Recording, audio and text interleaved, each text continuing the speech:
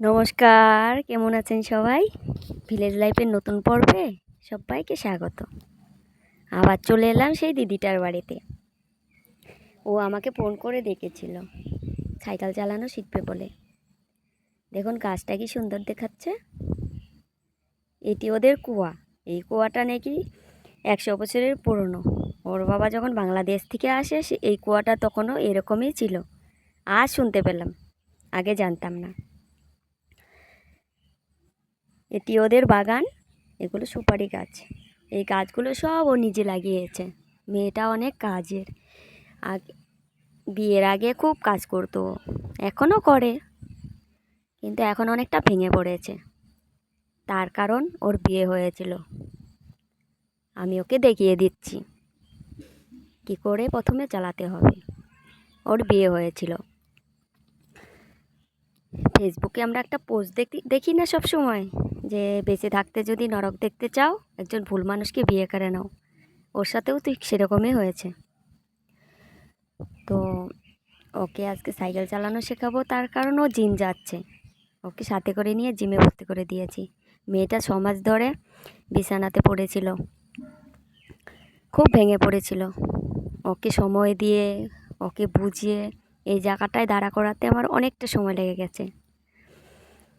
আমি ভাবতে পারিনি ও আবার দাঁড়াবে, সাইকেল চালানো শিখবে, নতুন করে বাঁচতে চাইবে। এটা স্বপ্নের মতো লাগছে। আপনারা বলুন তো, কোনো মেয়েকে কি তার বাবা মা ভাতের অভাবে বিয়ে দেয়? একদম না। তাই যদি হতো তাহলে তো অন্যের বাড়িতে কাজ করলেও 5,000 টাকা কমেও পেত, ভাত কাপড়ও পেত। তাহলে কেন বিয়ে হতে যাবে? কাজ করে খেতে পারতো। সেটি না, বাবা মা বিয়ে দেয়, তারা যখন থাকবে না মেয়েটিকে কে দেখে রাখবে? তার জন্য একজন যোগ্য মানুষকে খুঁজে তার হাতে তুলে দেয়, যেন তারা না থাকার সময় মেয়েটিকে দেখে রাখে।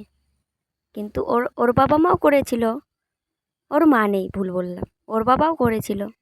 বয়স হয়ে গেছে তো, কিন্তু সেটি আর হলো না। এখন ওর বাপের বাড়িতে থাকতে হচ্ছে। ওকে বলেছিলাম চুড়িদার পরে নে, তাহলে সুবিধে হবে। ওর বর বলেছে, বিয়ের পরে বলেছে চুড়িদার নাইটি কিছু পরতে পারবে না, শাড়ি পরে থাকতে হবে। দেখুন, বরের সাথে কোনো যোগাযোগ নেই, তবুও বরকে কত সম্মান করে। চেষ্টা করেও চুড়িদার পরাতে পারলাম না।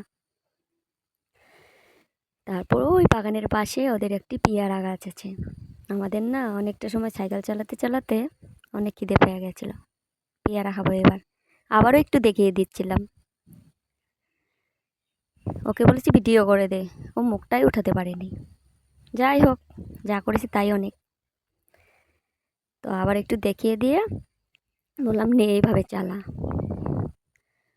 তো ও বলেছিল যে পারবো না।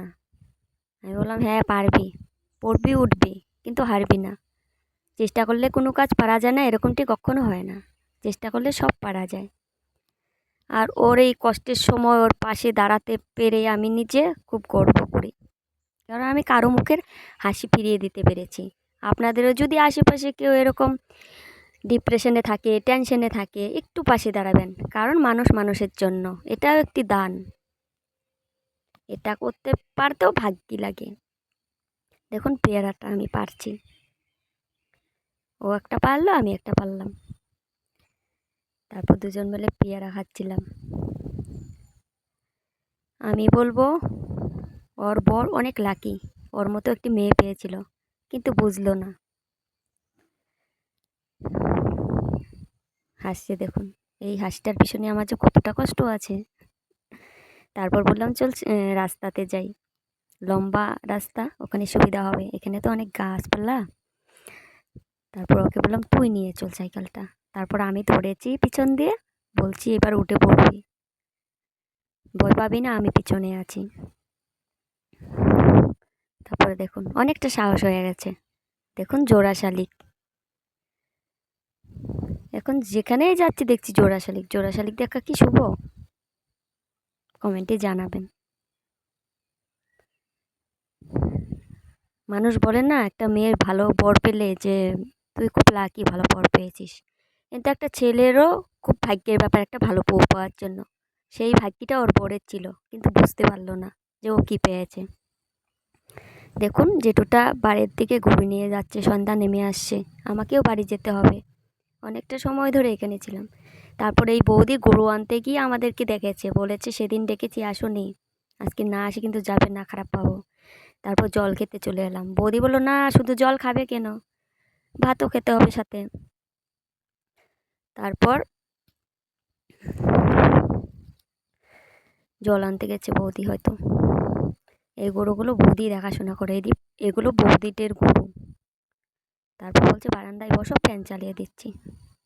আমাদের গ্রামে না অতিথিদের খুব যত্ন করা হয়, সেটা যার বাড়ি হোক যেই হোক। আমার গ্রামকে নিয়ে আমি গর্ব করি এই ব্যাপার, এই দিকটা দিয়ে। তারপর জল খেয়ে বেরিয়ে পড়লাম, সন্ধ্যা হয়ে যাবে, বাড়ির দিকে চলে যাব। তারপর ওদের দুজনকে টাটা করে বাড়ির দিকে যাবো এবার।